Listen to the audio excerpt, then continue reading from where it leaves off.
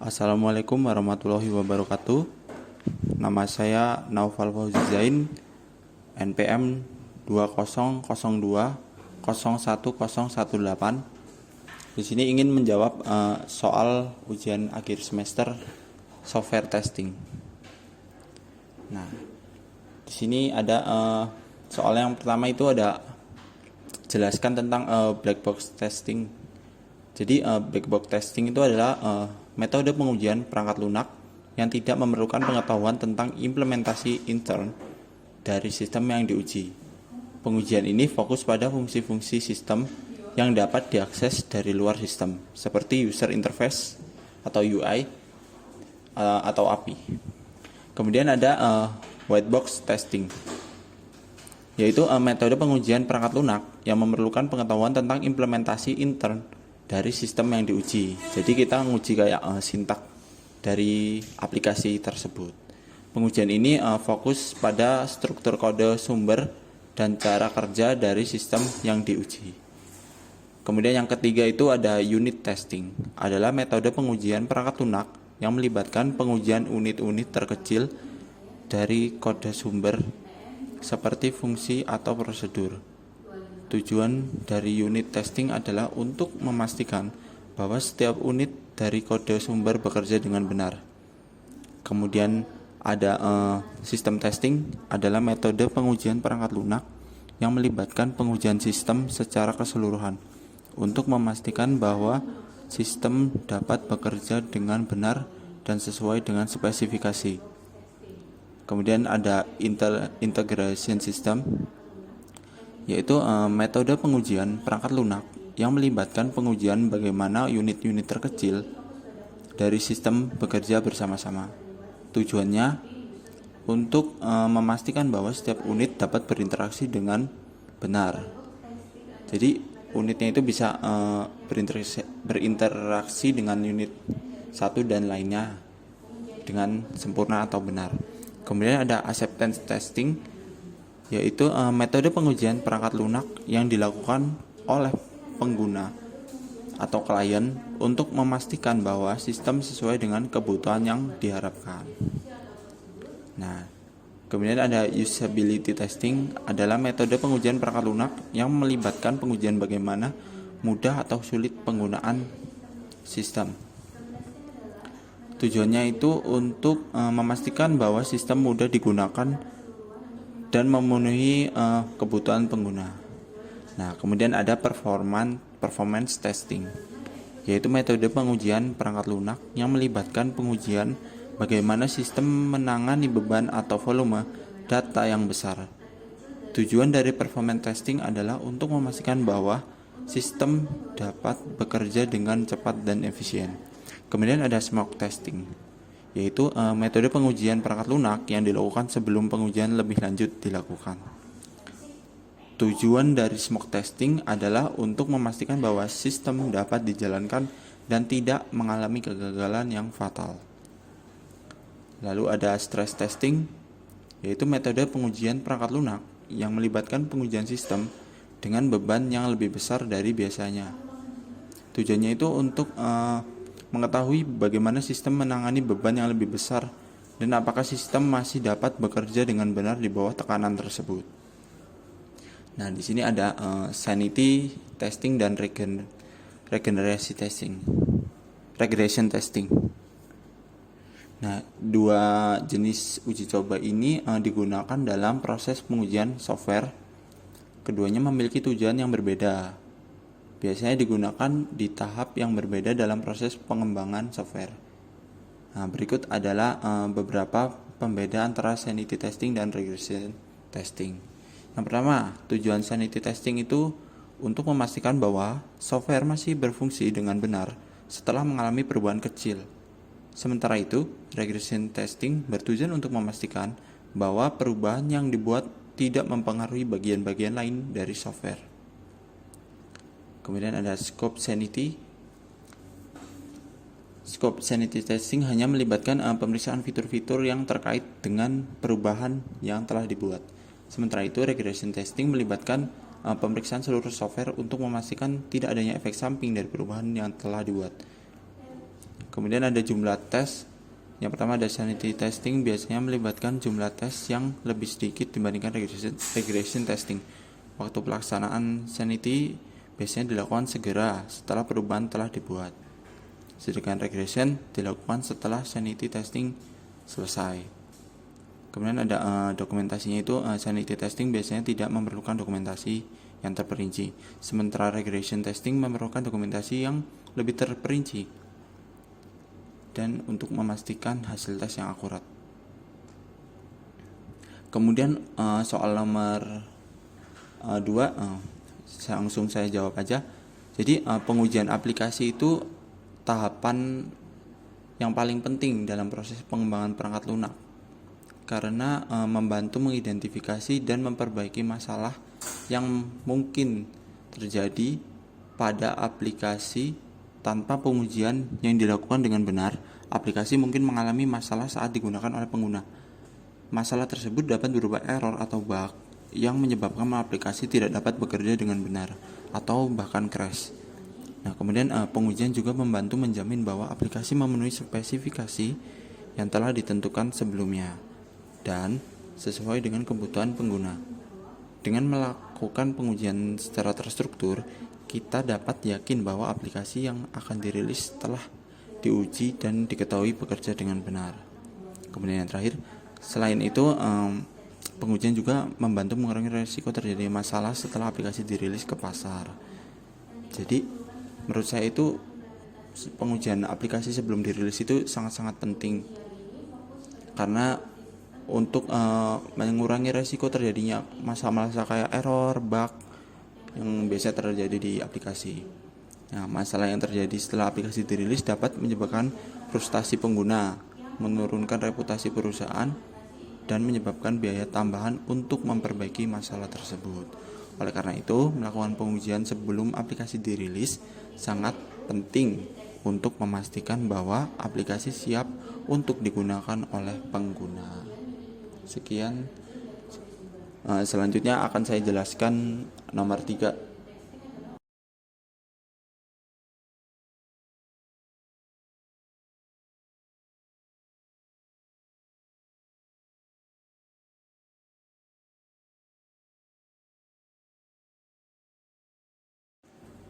Oke, bismillahirrahmanirrahim, saya akan melanjutkan soal nomor 3. Ini menjawab tentang pengimplementasian black box testing dan white box testing di project tugas saya yang saya import dari YouTube. Oke, pertama kita run aplikasinya. Begini tampilan awalnya. Nah, di sini tampil form loginnya. Nah, di sini kita isikan saja dengan username dan password yang telah tersedia. Kemudian kita klik masuk. Nah, saat klik masuk, di sini tampil message selamat datang Mas Hafiz atau sebagai usernya lah. Kemudian kita oke. Nah, di sini tampilan awalnya itu menurut saya sangat tidak menarik ya, karena file menu dan file ini terletak sangat kecil di ujung sebelah kiri atas. Nah, ini jika kita menjadi user itu akan kebingungan saat mengakses aplikasi ini. Oke, jadi kita tes saja. Kita klik form menu. Di sini ada menu form daya, form pelanggan, dan form pembayaran. Kita di sini coba form daya. Nah, di sini tampil form daya, data batas daya listrik. Nah, ini ada kode daya, kita isikan saja, misalnya 1 2 3. Misalnya saya isi 111 1. Batas dayanya saya coba 1 2 3 4 5. Harganya saya tes 45.000. Kemudian saya klik simpan. Nah, saat mengklik simpan, keluar message di sini yaitu simpan data berhasil. Kemudian kita oke. Nah, data yang tadi kita masukkan sudah tampil di sini. Ya. Kemudian kita akan melakukan pengetesan pada tombol hapus. Nah, misal saya ingin menghapus data yang barusan saya input. yaitu yang kode dayanya 111 ini. Nah, caranya itu tinggal klik aja data yang ingin kita hapus, kemudian kita langsung klik hapus saja. Hapus. Nah, di sini tampil message lagi, hapus data berhasil. Kemudian kita oke kan saja. Nah, data akan hilang atau terhapus. Kemudian kita akan tes edit ya. Nah, di sini misal kita akan mengedit kode dayanya itu menjadi 1200. Nah, di sini saya klik edit. Nah, simpan data berhasil. Kita oke aja. Nah, di sini kode dayanya itu nggak berubah.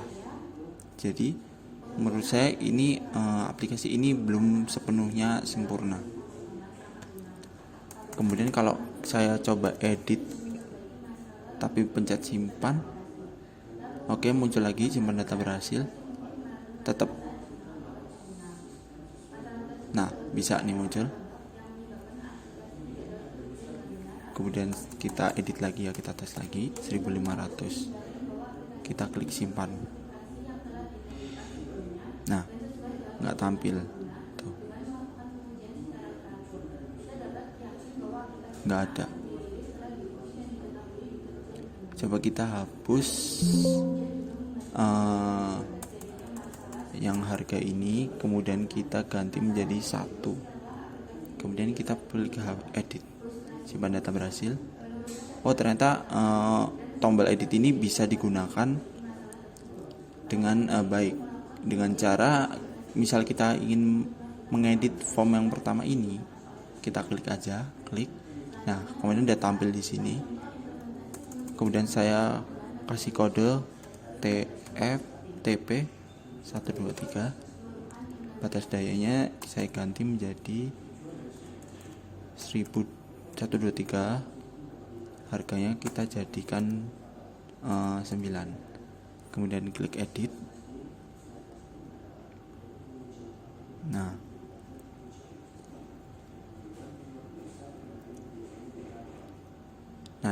kadang tampil kadang enggak ya. Kalau kita klik simpan, coba ini harganya saya ganti 123.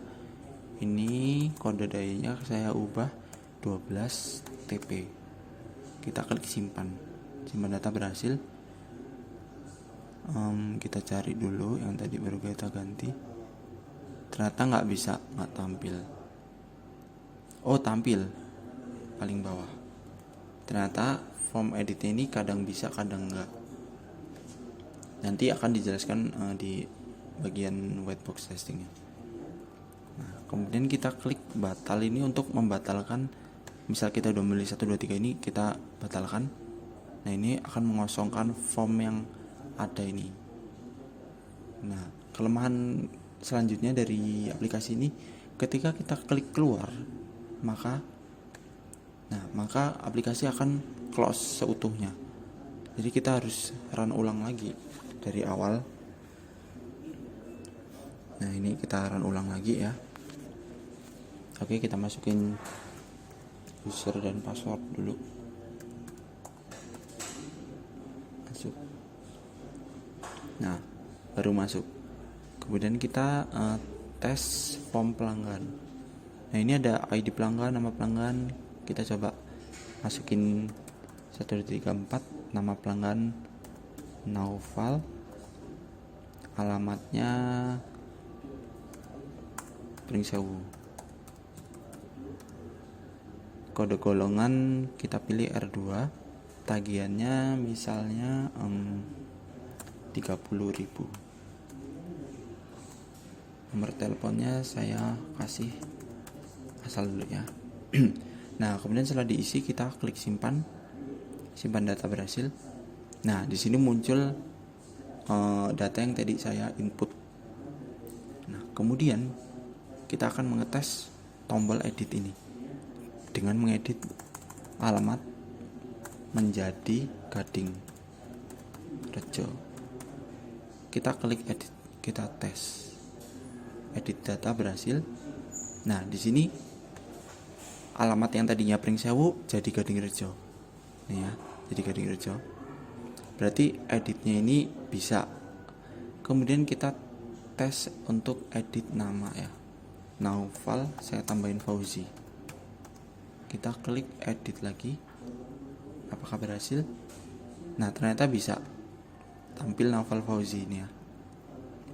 Nah, kemudian kita akan tes tombol hapus ini. Nah, di sini saya ingin menghapus data yang barusan saya input ya. Langsung aja saya klik hapus data, berhasil. Kita oke. Nah, kemudian data yang tadi saya input udah hilang ya. Atau hilang. Nah, sama seperti yang tadi, ketika kita mengklik tombol keluar, maka program akan close. Kita tes. Nah, tuh kan, kita harus run ulang lagi.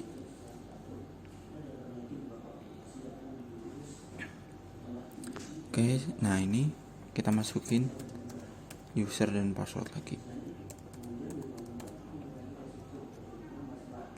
Oke. Nah, kemudian di menu file ini ada menu logout dan keluar. Nah, untuk yang menu logout ini sama fungsinya seperti yang sama yang keluar ini. Untuk keluar dari aplikasi. Kita coba yang pertama, logout.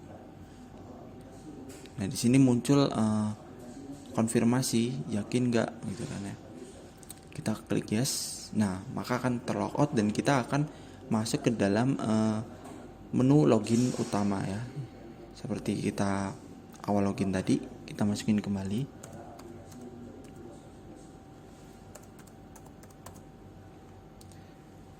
Nah, oke, bisa. Berarti yang menu logout ini bisa digunakan dengan sempurna. Untuk yang menu keluar ini nanti saya akan coba di akhir. Kemudian kita masuk ke form pembayaran. Di sini ada ID, nama, dan alamat. Di sini saya tes untuk memasukkan ID-nya itu 2222. Nama pelanggannya Zain. Alamatnya Pringsewu. Alamatnya Pringsewu. Nah, untuk kode golongannya ini kita ganti R3. Kemudian tagihannya. Oke, saya akan melanjutkan tadi. Sorry terpotong soalnya pakai screen record yang gratisan. Oke. Nah, di sini kita tambahkan nomor telepon 0813. Nah, kemudian kita klik simpan. Simpan data berhasil. Apakah tampil? Nah, ternyata tampil di sini ya. Zain Pringsewu. Oh, ini tadi masuk alamatnya, masuk ke nama pelanggan, nggak apa-apa. Oke, sekalian aja kita tes menu hapusnya ya. Nah, di sini juga tampil kayak struk gitulah. ID-nya ada, nama pelanggan ada, alamat ada, kode golongan ada, sampai ke nomor telepon pun tampil. Nah, ini kita sebagai admin juga tampil namanya di sini Hafiz ya, adminnya. Kemudian jika kita klik cetak, nah maka akan tampil juga di sini untuk langsung diprintkan struk ini ya. Oke, kita close saja. Kita klik coba untuk hapus ya. Coba saya misal ingin menghapus yang ID 123 ini. Udah kita pilih, kemudian kita hapus data berhasil. Oke, ternyata tombol hapusnya bisa ya. Nah, kelemahan di bagian ini adalah kita itu nggak bisa mengedit data yang telah kita input. Misal saya mau mengedit nama. Nah, di sini nggak ada tombol edit. Coba kita klik simpan aja. Duplicate entry. Oh, ternyata nggak bisa ya. Nggak, kelemahannya di sini jadi nggak bisa diedit. Jadi cara satu-satunya, semisal kita ingin mengubah data yaitu menghapusnya, kemudian ya menginput data kembali dengan benar.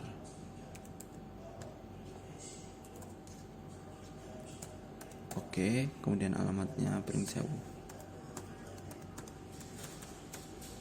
Golongan R3 tagihannya 70.000. Nomor telepon 0813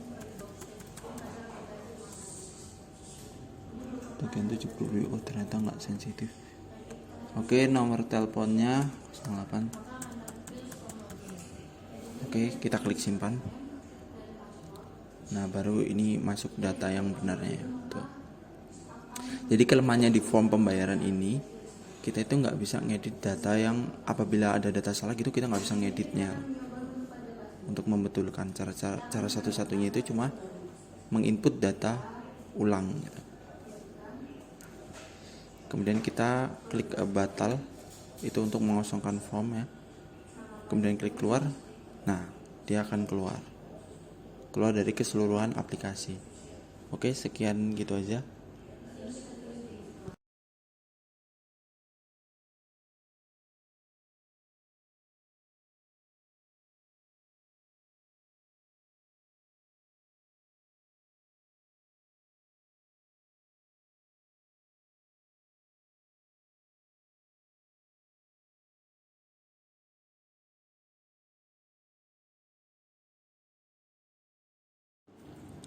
Oke, di sini saya akan melanjutkan metode white box testing ya. Nah, di sini saya udah buka form daya. Shortcutsnya udah saya buka. Nah, di sini saya mau bikin error pada tombol simpannya ya di sini. Ini di belakang config db saya tambahin titik aja. Nah, kan dia akan error. Nah, kemudian saya bikin error juga di bagian hapus datanya ini ya. Yang ini yang simpan, saya akan coba bikin error. Nah, oke. Jadi yang tombol simpan sama tombol ini hapus ini sekarang udah error. Nah, ini udah error. Oke, kita langsung run aplikasinya aja. Di sini run anyway. Nah, untuk menu loginnya itu sama aja ya, tuh. Nggak ngaruh apa-apa soalnya nggak saya utak-atik atau belum saya tes. Di sini saya langsung masukin username-nya. Passwordnya. Oke, kita klik masuk. Nah, berhasil masuk. Kita langsung aja coba yang tadi di form daya. Nah, di sini kode daya saya isiin aja langsung 1234. Jangan 1234. 10 10 10. Kemudian batas dayanya itu 1200 volt. Kemudian untuk harganya saya isi Rp9.000. Nah, ketika klik simpan seharusnya tidak akan bisa tersimpan data ini. Kita coba aja. Nah, tuh. Nggak berpengaruh apa-apa. Nggak ada action bar, nggak ada message juga yang keluar seperti tadi data berhasil disimpan gitu, nggak ada juga. Untuk di dalam formnya ini juga nggak ada tuh, nggak tersimpan. Ini kan harganya 9.000, kita cari yang harga 9.000, apakah ada? Tuh nggak ada, kosong semua, berarti nggak tersimpan. Nah, tadi kan satu lagi yang saya bikin error itu form hapus ini ya, atau tombol hapus ini. Contoh saya mau menghapus yang ini, yang batas daya 800 volt. Kita klik hapus. Nah, dia nggak akan pengaruh apa-apa atau nggak ada actionnya gitu, nggak ada outputnya. Nah, gitu saja. Sekian, terima kasih